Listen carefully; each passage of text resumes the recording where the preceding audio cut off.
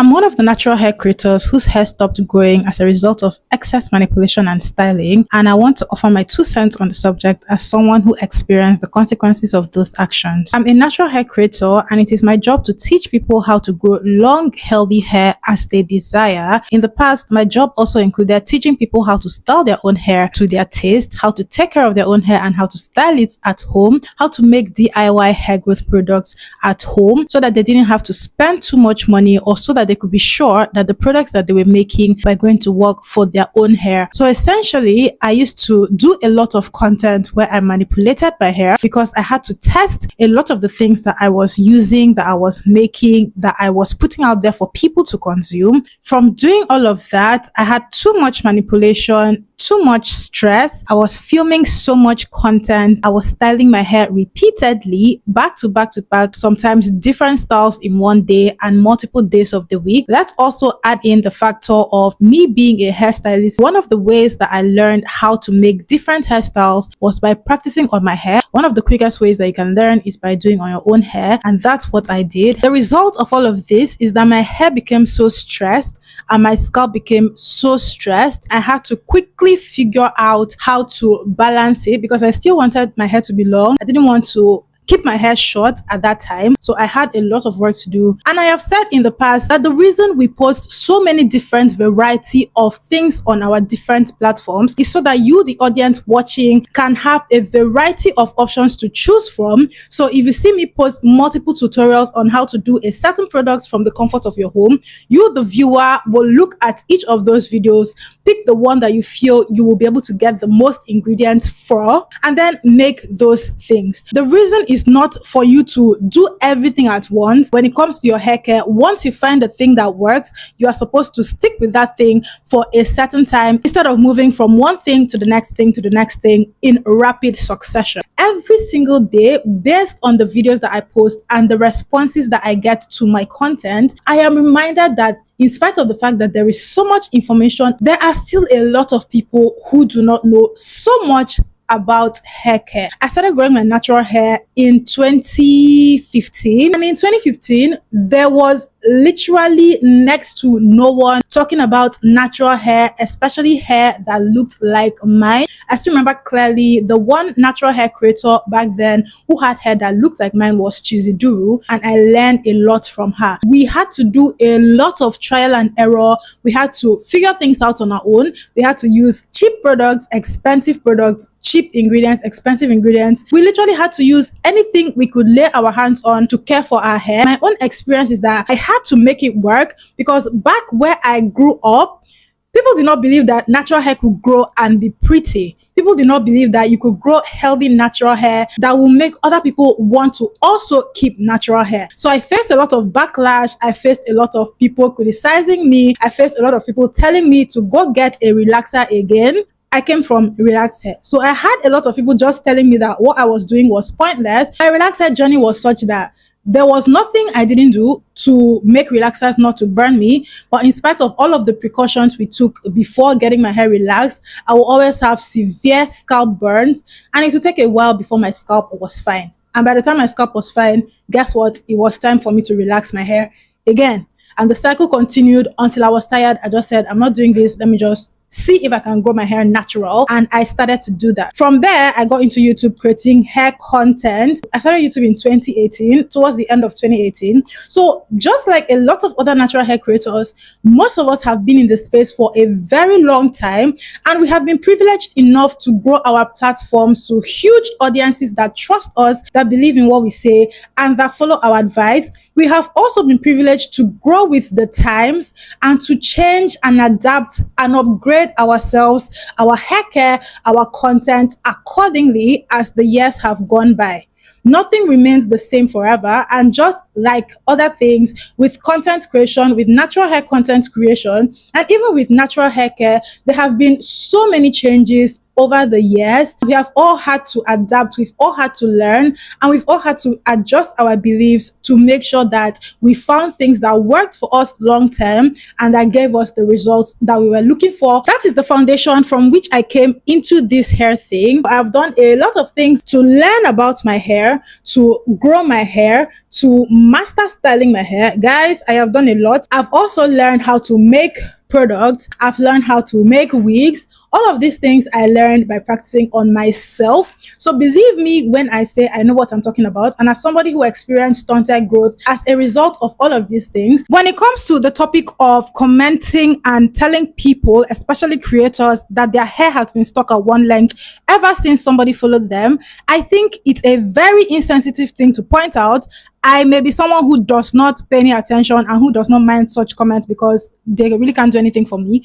But there are other creators who would mind such comments and who will even go as far as responding and ranting in response to such comments. And another thing is, you really don't know what is going on in someone's house. We come online as creators and we present the best version of ourselves to provide solutions to your problems. And a lot of our audiences, unfortunately, are so insensitive, very rude, and just don't care about us creators, apart from the fact that they want to take what they need from us and go and drop their rude comments. In spite of all of that, it's not going to stop people who want to comment from commenting, and there is nothing we can do about it as creators. But trust me, as creators, we know what we are signing up for when we get into creating, when we get into manipulating our hair constantly. We know that our hair is going to suffer in one way or the other. We know that eventually we are going to have to pay attention to our hair in order to get our hair to the next level that we want, if we want to see progress in terms of growth, in terms of volume. Or we can choose to keep our hair short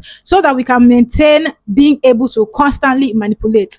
That's another reason why you see creators with hair at one length. Keeping your hair at one length enables you to manipulate as much as you like without having to worry that you're not exceeding that length. So you don't really have to worry about trying to get to waist length or trying to go past shoulder length or bra length or whatever length you seem to be stuck at. I'm going to be pointing out what I was doing that was making my own hair to be stunted. By the way, I hope we all know what stunted growth is. Your hair will constantly be growing. Hair always grows, but you're going to be losing more length than you can retain simply because of the fact that a lot of the hair is being shed from your head. Another thing that can cause stunted growth actually is illness. You really don't know what's going on with people. You don't know if they're losing their hair because they are ill. You don't know if they're losing the hair because they are stressed. It's a lot, and a lot goes on behind closed doors, away from the internet. For me, it was constant manipulation, constant styling. Let's get into how I remedied these issues. The first thing that I did was to reanalyze, reassess the type of content that I was putting out. I knew that if I still wanted to keep my monetization and still make money that was reasonable here on YouTube, I had to adjust the content that I was making away from content that required me to manipulate my hair. When it comes to content that requires manipulation, even though I was still making content that was hands-on, so tutorials, so products, oils, sprays, butter, so on and so forth. The reason I had to manipulate my hair with those products was to show the audience how to apply the products to the hair after making the product. When it comes to such content, I knew that I could steer away from having to apply the product to my hair after and just stop at where I show you guys how to make the product and explain the application process for you to go do it on your own. Another consideration was moving away completely from hands-on DIY product tutorials to educational videos like this, which were more evergreen and which addressed issues and provided solutions to these issues accordingly. I actually like videos like this because I get to just sit down and talk to you guys and explain these things without the distractions. As a creator, it's all about picking the one that you feel is best for you, sticking with it and growing from there. That's what I did. And it's all about prioritizing and deciding what you want to give up, what you want to keep. Trust me, there is always growth and you are always providing services for your audience. That was one of the first things that I did. This fit into the second thing, which is that I was able to cut back on constantly needing to style my hair. So that enabled me to just keep my hair in protective styles. Mostly this one here, I just kept my hair in styles like this, week in, week out, month in, month out. This has helped me to retain length. I'm going to look for before and after of my length and then compare that with my hair as at the last time I blow dried it. So I cut back on the manipulation from styling and I switched to other hairstyle alternatives like weaves. I took that away and I have been able to retain length. I've been able to focus on reducing breakage.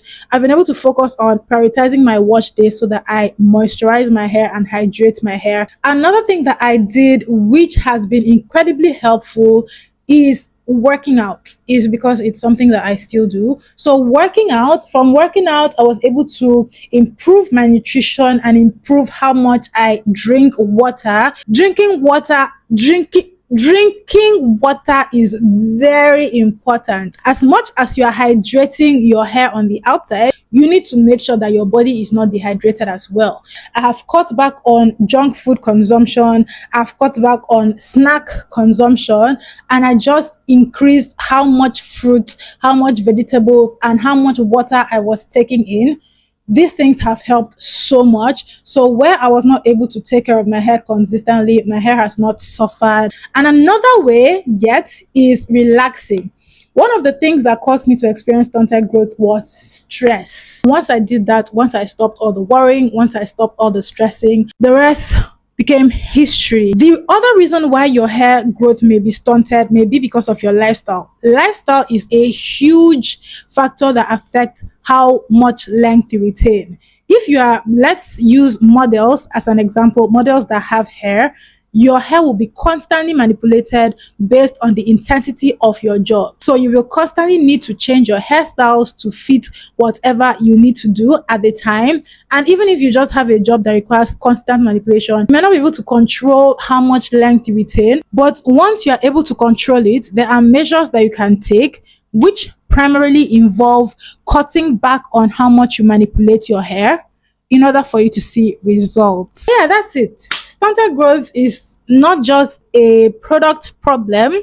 It can be an environmental problem. It can be a stress problem. It's obviously a manipulation problem. And sometimes it's a creator problem. Most times it's factors outside of our control. But if you are in this boat, if you experience stunted growth, whether you are a creator or not, just look at all of the possible reasons why your growth is stunted and see what you can do to remedy these problems. Also, look at the things that are surrounding you. Look at your environment. Look at the water. Hard water is a silent killer of progress and you'll not even realize it. Thank you guys so much for watching. I hope you enjoyed this video. I hope you learned something valuable. If you would like to see more content like this from me, comment down below.